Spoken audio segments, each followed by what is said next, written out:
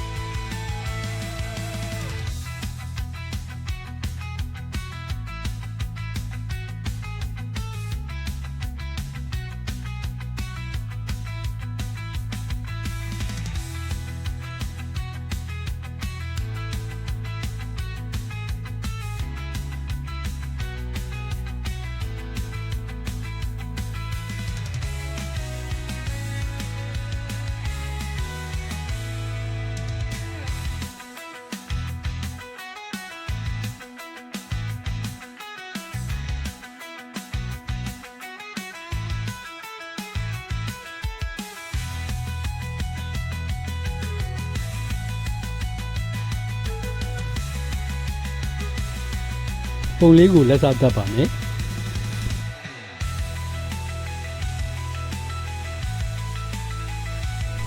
မြင်ရပြုခဲ့တဲ့မူရင်းပုံကိုလည်းရှင်တွဲပေါ်ပြလိုက်ပါတယ်